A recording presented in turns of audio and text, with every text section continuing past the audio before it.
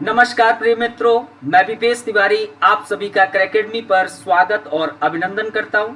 आशा करता हूं कि आप सभी लोग अच्छे, स्वस्थ एवं तंदुरुस्त होंगे और बहुत अच्छे तरीके से अपने आगामी परीक्षा की तैयारी कर रहे होंगे। दोस्तों, आपके क्रैकेडमी चैनल पर समाजशास्त्र वैकल्पिक विषय का नया बैच प्रारंभ हो चुका है।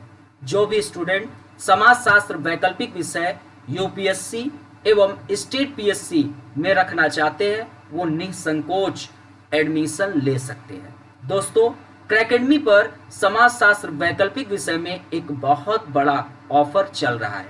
आप 25 मई के अंदर एडमिशन लेते हैं तो आपको 3,000 रुपए का ऑफ मिलेगा। अर्थात कि दोस्तों, समाजशास्त्र वैकल्पिक विषय का जो फीस है वह 16,999 रुपए है, लेकिन आप 25 मई के अंदर एडमिशन लेते हैं तो 3,000 रुपए का ऑफ मिलेगा, अर्थात कि 3,000 रुपए कम हो जाएगा।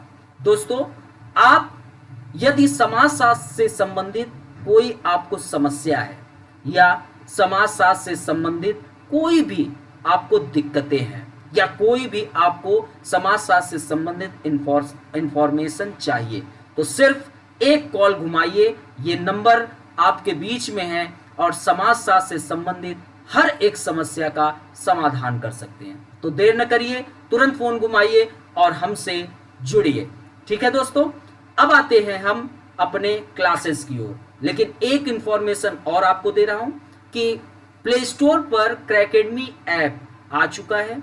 जो भी स्टूडेंट ऐप को डाउनलोड करना चाहते हैं, डिस्क्रिप्शन बॉक्स में ऐप का लिंक दे दिया जाएगा। आप डायरेक्ट वहां से ऐप डाउनलोड कर सकते हैं। लेकिन यदि आपको क्रैकेडमी ऐप प्ले स्टोर से डाउनलोड करना है तो आप सिर्फ क्रैकेडमी लिखिए, डायरेक्ट वह आ जाएगा और ऐप को आप डाउनलोड कर सकते हैं। अब आइए दोस्तों, हम डायरेक्ट अपने टॉपिक पर चलते हैं, लेकिन एक बार अपने पिछले क्लासेस से लिंक करा देते हैं ताकि आपको सब कुछ जानकारी मिल जाए।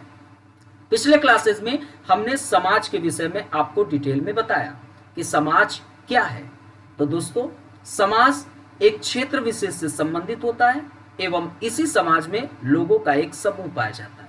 लेकिन क्या लोगों के एक समूह को हम समाज कह देंगे?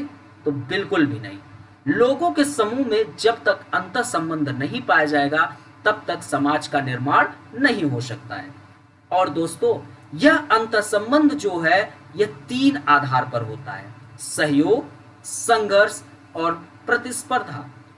जिस समाज में सहयोग का भाव होता है वह समाज स्थिर होता है, अर्थात कि वहां पर समस्याएं बहुत ज्यादा व्याप्त नहीं होती हैं। लेकिन जिस समाज में संघर्ष का भाव होता है, अर्थात कि समाज परिवर्तन रूपी चीजों को जन्म देने की ओर आगे बढ़ रहा है। और जिस समाज में प्रतिस्पर्धा का भाव होता है वह समाज विकास की उन्नति की ओर तीव्र गति से आगे बढ़ता है।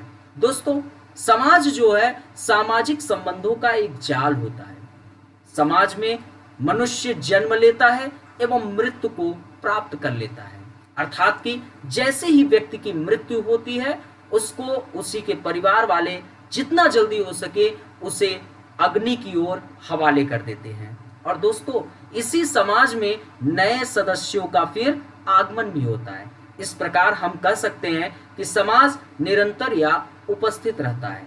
और दोस्तों, समाज अपने ऊपर यह जो प्रक्रियाएं हैं यह सब लागू करता है। ठीक है, अर्थात कि समाज जो है आत्मनिर्भर होता है। ये सब हमने पिछले क्लासेस में आपसे चर्चा कर चुका हूं। अब दोस्तों, हम समझते हैं विभिन्न समाजशास्त्रियों द्वारा आखिरकार समाज की परिभाषा क्या है। हम इसे समझ लेंगे तो हमारी जो समस्याएं हैं वो और अच्छे तरीके से क्लियर हो जाएगा। तो दोस्तों, एक मोरिस गिन्सबर्ग समाजशास्त्री हैं। इनका समाज के प्रति एक दृष्टिकोण रहा है। विभिन्न विद्वानों का अपना एक अलग अलग दृष्टिकोण रहा है। कोई समाज का एक बहुत ही सटीक परिभाषा दे पाने में असफल रहे, लेकिन मोरिस गिन्सबर्ग का क्या कहना है, समाज के प्रति इनके क्या विचार हैं? तो इनका कहना है कि एक समाज, हम इसको एक समाज मान लेते हैं। ठीक है, समाज व्यक्तियों का वह समूह या संग्रह, अर्थात कि यह व्यक्तियों का एक समूह या संग्रह व्यक्तियों का जो कुछ संबंध या व्यवहार के कुछ ढंगों द्वारा संगठित है।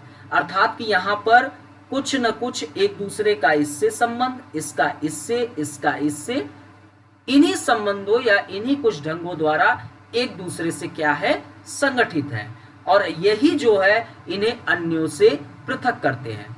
अर्थात कि इस परिभाषा से यह स्पष्ट हो रहा है कि संबंधों की भिन्नता के कारण एक समाज और दूसरे समाज में अंतर पाया जाता है। हालांकि इसको आप बड़े अच्छे तरीके से समझ भी सकते हैं। अब जैसे मैं प्रयागराज में रहता हूं, सिंपल, मैं कहाँ रहता हूं, प्रयागराज में रहता हूं, लेकिन हमारे कई स्टूडेंट हैं जो राजस्थान में रहते हैं, कई स्टूडेंट हैं जो एमपी में रहते हैं, कई स्टूडेंट हैं जो हरियाणा में रहते हैं, कई स्टूडेंट हैं जो दिल्ली में रहते हैं। तो दोस्तों हर एक समाज की अपने अपने संबंधों की भिन्नता पाई जाती है। दिल्ली का अपना अलग प्रक्रिया होगी, हरियाणा का अलग प्रक्रिया होगी, राजस्थान का अलग, प्रयागराज का अलग। वहां पे रीत रिवाज, परंपराएं, सब कुछ में भिन्नताएं देखने को मिलेंगी। तो यहाँ पर इस परिभाषा से स्पष्ट हुआ कि संबंधों की भिन्नता के कारण समाज और दूसरे समाज में एक डिफरेंस पाया जाता है। ठीक है। राइट के अनुसार आखिरकार राइट का अपना क्या विचार है इस समाज के प्रति, तो इनका कहना है कि समाज व्यक्तियों का समूह नहीं है, यह समाज में रहने वाले व्यक्तियों के पारस्परिक संबंधों की एक व्यवस्था है। अर्थात कि ये व्यक्तियों के समूह को समाज नहीं मान रहे। इनका कहना है कि जब तक पारस्परिक एक संबंध नहीं है तब तक समाज नहीं हो सकता है। तो ऐसा राइट का कहना है। आइए मैकाइवर एवं पेज के अनुसार समाज क्या है, तो इनका क्या कहना है, इसको समझ लेना है।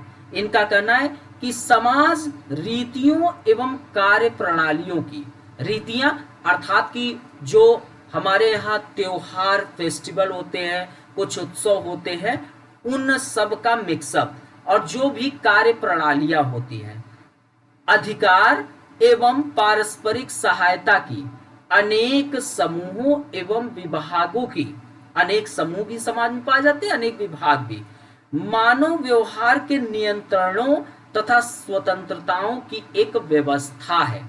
अर्थात कि समाज में क्या क्या पाया जाता है, तो रीतियां, कार्य प्रणाली, अधिकार, पारस्परिक सहायता की भावना, अनेकों समूह और अनेकों विभाग, मानव व्यवहार के नियंत्रण की भी प्रक्रियाएं पाई जाती हैं, जो समाज के मापदंड एवं मूल्य हैं, ताकि मानव उन प्रक्रियाओं को अनुसरण करके आगे बढ़े, वरना समाज के एक क्रोध का भी उसे सामना करना पड़ सकता है।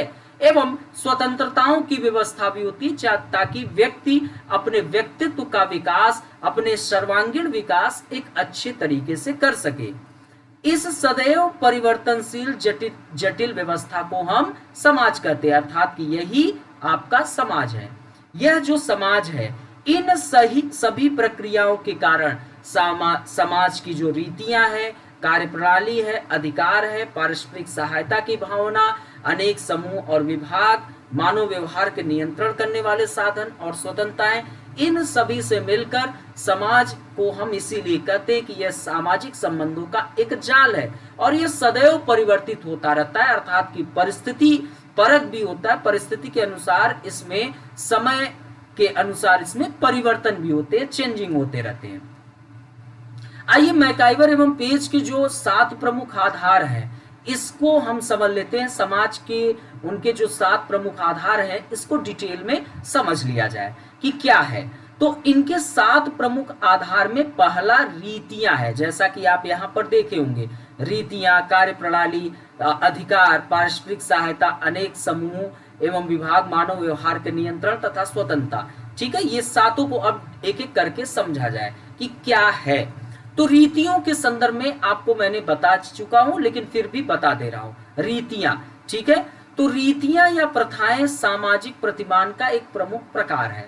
आप देखिए, जब आपके यहाँ कोई त्योहार आता है जो स्थानीय हो या एक वैश्विक लेवल का हो, आप कितना खुशी होते हो, आप अपने क्षेत्रीय मेला के लिए को देखने के लिए कितना तड़पते हो। आप कहीं बाहर हो और मिस करते हो, फोन आता है, कहते हो कि यार बहुत मिस कर रहा हूँ, वो झूले, वो मंदिर, वो हम लोग सड़कों पे जो मस्ती करते थे, हम लोग खिलौने को देखते थे, है ना, आलू दम खाते थे। तो ये सब चीजें, तो रीतियां या प्रथाएं जो होती है सामाजिक प्रतिमान का एक प्रमुख प्रकार है। अब जैसे आप देखिए, हमारे यहाँ एक औशान माई का पूजा होता है जो कि बृहस्पतिवार को होता है। यहाँ पर लगभग 5 या 7 महिलाएं एक समूह में बैठती हैं और फिर कुछ कहानियां पढ़ती हैं और फिर उसके बाद लाई मिठाई को सभी समूहों में बराबर बराबर में वितरित किया जाता है और उन देवी की उपासना की जाती है। शायद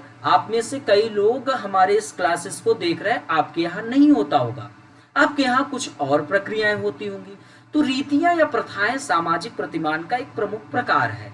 ये समाज के निर्माण में आधार के रूप में कार्य करती है, अर्थात कि ये समाज के निर्माण में एक बहुत बड़ी भूमिका निभाती है। सामाजिक जीवन के विभिन्न पहलुओं से संबंधित अनेक रीतियां पाई जाती हैं, जैसे खान पान। आप देखिए, हमारे यहाँ खान पान की प्रक्रिया अलग है और जबकि दूसरे जगह खान पान की प्रक्रिया अलग है। जैसे उत्तर भारत में ब्राह्मण जो है उनके लिए मतलब कि वो अगर मांस खाते हैं तो वो अपने धर्म को भ्रष्ट कर रहे हैं, लेकिन यही बिहार के, तमिलनाडु के जो ब्राह्मण है वो खूब ढेर सारा मांस खाते हैं और खूब इंजॉय भी करते हैं, है ना। तो सभी का खान पान अपने भौगोलिक परिदृश्य के अनुसार परिवर्तित है। रहन सहन, रहने की प्रक्रियाएं भी अलग होती हैं। वेशभूषा, आप चित्र में देखिए, यहाँ की वेशभूषा अलग है, यहाँ की अलग है, सभी की अलग अलग अलग। धर्म, जो धर्म की प्रक्रियाएं हैं, तो धर्म की भी प्रक्रियाएं जो होती हैं वो अलग अलग होती हैं, ठीक है। अब जैसे हम उत्तर भारत में रहते हैं तो हमारे यहाँ क्या है धर्म की प्रक्रियाएं और जगह क्या है, तो ये सब चीजें देखने को मिलती है समाज में। अर्थात कि हम जहाँ पर निवास करते हैं वहाँ पर हिंदू और मुस्लिम दोनों साथ में रहते हैं, लेकिन हमारे समाज में ईसाई नहीं है। लेकिन कोई और समाज है जहाँ पर हिंदू मुस्लिम ईसाई सब साथ में पाए जाते हैं। तो ये सब चीजें, जातियां दिखाई देती हैं समाज में, शिक्षा दिखाई देती है, आदि से संबंधित रीतियां। तो खान पान, रहन सहन, वेशभूषा, विवाह, धर्म, जाति, शिक्षा आदि से संबंधित रीतियां इसी समाज में पाई जाती हैं और ये रीतियां व्यक्ति को विशेष तरीके से व्यवहार करने को प्रेरित करते हैं। अब जैसे विवाह, आप देखिए यहाँ पर विवाह की प्रक्रियाएं, इसमें तमाम प्रकार की रीतियां प्रथाएं पाई जाती हैं। हमारे यहाँ के विवाह की प्रक्रिया अलग होंगी और जबकि आपके यहाँ अलग होंगी। तो ये चीजें, तो समाज, मैकाइवर और पेज के अनुसार समाज के 7 प्रमुख आधार में एक हो गया रीतियां। अब आते हैं दूसरा, कार्य प्रणाली। इसको समझ लेते हैं। तो कार्य प्रणालियों को भी समाज का एक प्रमुख आधार माना गया है। मैकाइवर एवं पेज ने सामूहिक रूप से कार्य करने की प्रणालियों को ही संस्थाओं के नाम से पुकारा है। अर्थात कि कार्य प्रणाली जो होती है वो भी समाज का एक प्रमुख आधार होता है। जो मैकाइवर एवं पेज कहते हैं, सामूहिक रूप से कार्य करने की प्रणालियों को ही संस्थाओं के नाम से हम पुकारते हैं। अर्थात कि देखिए, सभी लोग सामूहिक रूप से वर्क कर रहे हैं और इन्हीं के माध्यम से एक समाज विशेष के लोग अपनी विभिन्न आवश्यकताएं या उद्देश्यों की पूर्ति करते हैं। अब जैसे ये कृषि का कार्य कर रहा है तो इसकी आवश्यकताएं हो सकता है कि कुछ दूध की हो तो यह इसके पास आएगा, और इसको आवश्यकताएं होंगी कुछ अनाज की तो वो इसके पास आएगा। तो इन्हीं के माध्यम से एक समाज विशेष के लोग अपनी विभिन्न विभिन्न आवश्यकताओं या उद्देश्यों की पूर्ति करते हैं। एक समाज में व्यक्तियों की सभी क्रियाएं सामान्यतः इन कार्य प्रणालियों के अनुरूप ही होती है। तो दूसरा ये कार्य प्रणाली हो गई। तीसरा, अधिकार। आइए इसे समझ लेते हैं। तो अधिकार को सत्ता या प्रभुत्व के नाम से भी जाना जाता है। यह भी समाज का एक प्रमुख आधार है। आप देखिए, ये चीज बहुत बड़े मात्रा में समाज में पाई जाती है। आप देखिए, परिवार में भी क्या होता है, जो हमारे दादा बाबा लोग होते हैं वो सब पूरा प्रभुत्व अपने पास रखते हैं, कंट्रोल रखते हैं। आप उनकी इच्छाओं के विपरीत कृत्य नहीं कर सकते हैं, होता है ना। ऐसे ही हमारे अगर भारत सरकार को देखा जाए तो पीएम इसका मुखिया होता है। अगर भारत के समाज को देखा जाए, गांव में देखा जाए तो देखिए ये पंचायत, तो मतलब कि समाज में अनेक संगठन, समूह, समितियां आदि होते हैं जिनके कार्य संचालन और सदस्यों के व्यवहार पर नियंत्रण बनाए रखने के लिए किसी व्यक्ति या कुछ व्यक्तियों के पास अधिकार या सत्ता का होना आवश्यक है। क्योंकि व्यक्ति अगर बहुत ज्यादा स्वतंत्र होता है, क्योंकि स्वतंत्रता दो प्रकार के होते हैं, एक नकारात्मक, एक सकारात्मक।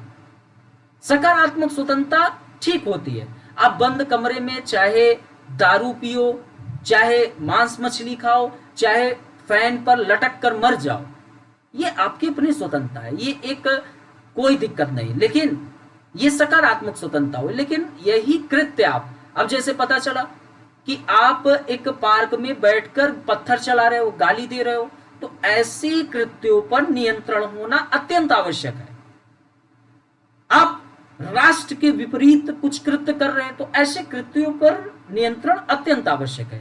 तो समाज में अनेक संगठन, समूह, समितियां आदि होते हैं जिनके कार्य संचालन और सदस्यों के व्यवहार पर नियंत्रण बनाए रखने के लिए किसी व्यक्ति या कुछ व्यक्तियों के पास अधिकार या सत्ता का होना अत्यंत आवश्यक है। यह जो है नियंत्रण करता है। इसके अभाव में व्यवस्था और शांति बनाए रखना संभव नहीं है। इसके अभाव में व्यवस्था और शांति आप बनाए रख नहीं सकते। परिवार में यह अधिकार या शक्ति कर्ता के पास, जाति में पंच के पास, गांव में मुखिया, पटेल या प्रधान के पास, राज्य में राजा या सरकार के पास केंद्रित होता है। अर्थात कि यही जो परिवार में अधिकार है, आप देखिए परिवार के जो मुखिया होते हैं वो अपने नियंत्रण में रखते हैं। आप उनके विपरीत देखिए, जो रीत रिवाज, प्रथा, परंपराएं होती हैं, कोई वैवाहिक कार्यक्रम होता है तो हम अपने बुजुर्ग को ही सामने लाते हैं और वो हमें सारी प्रक्रियाओं से अवगत कराते हैं। और जाति में पंच के पास और गांव में मुखिया, पटेल या प्रधान के पास, तो ये चीजें, तो अधिकार। चौथा, पारस्परिक सहयोग। यह समाज का एक अत्यंत ही महत्वपूर्ण आधार है। जब तक कुछ व्यक्ति अपने अपने उद्देश्यों या आवश्यकताओं की पूर्ति के लिए एक दूसरे के साथ सहयोग नहीं करें, तब तक समाज की कल्पना ही नहीं की जा सकती है।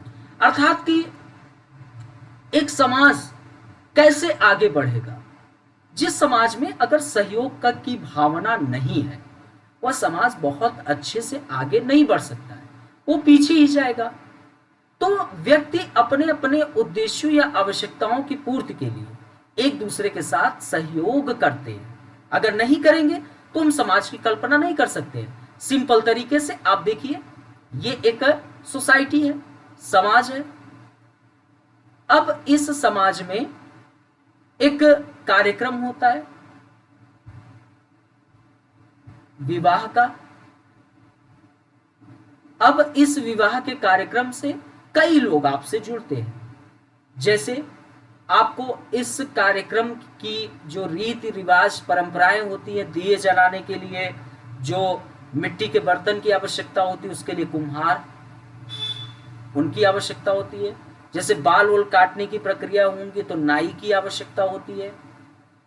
जो भी विवाह के लिए सामग्री, अर्थात कि जो भी आपको लेना होगा, बर्तन तो बर्तन वाले के पास जाते हैं।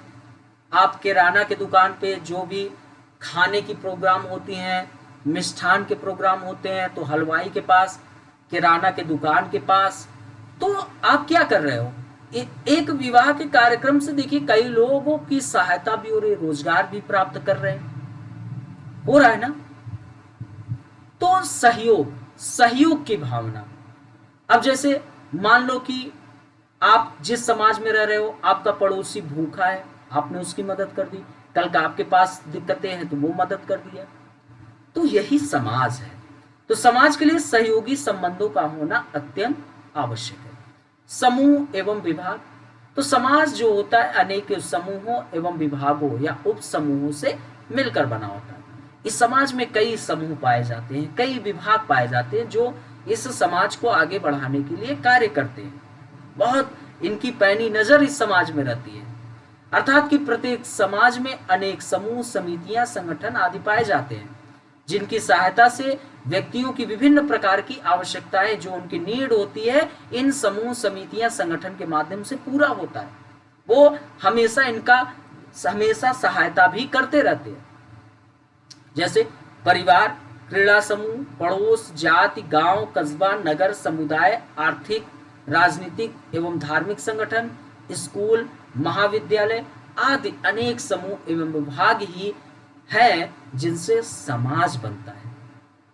आप देखिए, इन्हीं से तो समाज बनता है और ये व्यक्तियों की आवश्यकताओं की पूर्ति में योगदान भी देते हैं। आप देखिए, आप खेलने के लिए क्रीड़ा समूह जहां पर आप खेलते हैं, परिवार में आप रहकर अपने व्यक्तित्व का विकास करते हैं, स्कूल जाते हैं जहां पर आप शिक्षा अर्जित करते हैं, तो ये सब समूह आपको योगदान करते हैं। आयु, लिंग, जाति, प्रजाति, वर्ग आदि के आधार पर समाज में अनेक विभाजन भी देखने को मिलते हैं। इसी समाज में विभाजन भी देखने को मिलते हैं, अर्थात कि जैसे लिंग अर्थात कि लैंगिक भेदभाव भी देखने को मिलता है, जातीय स्तरीकरण भी देखने को मिलता है, प्रजाति रूप से एक रंग भेद भी देखने को मिलता है, वर्ग क्लास भी दिखता है। इसी समाज में अनेक विभाजन भी देखने को मिलेंगे, अर्थात कि लिंग में महिला और पुरुष और थर्ड जेंडर ये देखने को मिलेंगे। इनसे संबंधित क्या समस्याएं हैं या इनसे संबंधित सकारात्मक और नकारात्मक प्रक्रियाएं क्या है आपको पढ़ना रहेगा। जातीय स्तरीकरण, ये प्रजाति, वर्ग, ये सब, तो वे सभी समूह एवं विभाग आपस में एक दूसरे से संबंधित होते हैं। मानव व्यवहार के नियंत्रण, समाज को ठीक से संचालित करने के लिए आवश्यक है कि मानव व्यवहार पर नियंत्रण रखा जाए। ये जो मानव का व्यवहार है ये कभी कभी बहुत आतताई भी हो जाता है, तो ये चीज आपको बहुत अच्छे तरीके से ध्यान देने की आवश्यकता है, क्योंकि मानव का जो व्यवहार होता है वो कभी कभी आतताई हो जाता है, जो कि समाज को आगे ले जाने में दिक्कतें पैदा करता है। तो समाज को ठीक से संचालित करने के लिए आवश्यक है कि मानव व्यवहार पर नियंत्रण रखा जाए, क्योंकि गांधी जी का भी कहना था कि व्यक्ति का अगर आपको असली कैरेक्टर का पता करना है तो एक बार व्यक्ति को स्वतंत्र छोड़ दीजिए, वह व्यक्ति कितना क्रूर हो सकता है ये उसके स्वतंत्र छोड़ने के बाद पता चल जाता है। अतः मानव व्यवहार पर नियंत्रण भी रखना जरूरी है। अतः मानव व्यवहार के नियंत्रण हेतु समाज में सामाजिक नियंत्रण के औपचारिक एवं अनौपचारिक साधनों को अपनाया जाना आवश्यक है। सामाजिक नियंत्रण के औपचारिक साधनों में कानून, न्याय व्यवस्था, पुलिस प्रशासन आदि। जैसे मानव व्यवहार कई प्रकार के हो सकते हैं, सकारात्मक और नकारात्मक। सकारात्मक जो कृत्य कर रहे हैं उनको इन कानून, न्याय व्यवस्था और पुलिस प्रशासन द्वारा सुरक्षा मिल सके, और जो इस समाज में रहकर नकारात्मक कृत्य कर रहे हैं, किसी का मर्डर कर रहे हैं, चोरी कर रहे हैं, छिनैती कर रहे हैं, रेप कर रहे हैं, हमारे मानवीय गरिमा को चुनौती दे रहे हैं, तो ऐसे कृत्यों पर नियंत्रण होना अत्यंत आवश्यक है। अगर नियंत्रण नहीं होगा तो इससे समाज में अराजकता व्याप्त होगी और समाज की जो नियम है, मापदंड है एवं मूल्य है उसके अंतर्गत कार्य पद्धति संचालित नहीं हो सकती है। तो जो नकारात्मक कृत्य करे उनको इनके माध्यम से नियंत्रण किया जाए। अनौपचारिक साधनों में जनरीतियां, प्रथाएं, रूढ़ियां, संस्थाएं, धर्म, नैतिकता आदि आते हैं। तो सामाजिक नियंत्रण के औपचारिक साधन कानून, न्याय व्यवस्था, पुलिस प्रशासन, इनके द्वारा। अनौपचारिक साधन में जैसे जनरीतियां, प्रथाएं, रूढ़ियां, संस्थाएं, धर्म, नैतिकता, इनके माध्यम से भी नियंत्रण किया जाता है। ठीक है। सातवां, स्वतंत्रता। तो अब यहां पर हम लोग जानते हैं कि स्वतंत्रता, एक व्यक्ति को समाज में रहकर इतनी स्वतंत्रता तो मिलनी चाहिए कि वह अपने व्यक्तित्व का विकास कर सके। आप लोग एक गाना सुने होंगे, बहुत मुझे लगता है कि सभी लोगों ने इस गाने को सुना होगा। बेखौफ आजाद है रहना मुझे, बेखौफ आजाद है जीना मुझे, बेखौफ आजाद है मंजिल चुनना मुझे, बेखौफ आजाद है किस्मत चुनना मुझे, बेखौफ आजाद है कहना मुझे, बेखौफ आजाद है हंसना मुझे। तो मतलब कि इस समाज में आपको रहकर बेखौफ, बिना किसी के दबाव में आप आजादी पूर्वक अपने अभिव्यक्ति को प्रदर्शित कर सकते हैं। बेखौफ आप इस समाज में रहकर हंस सकते हैं, बोल सकते हैं, रह सकते हैं। तो समाज के एक आवश्यक तत्व में स्वतंत्रता का भी विशेष महत्व है, बहुत विशेष महत्व है।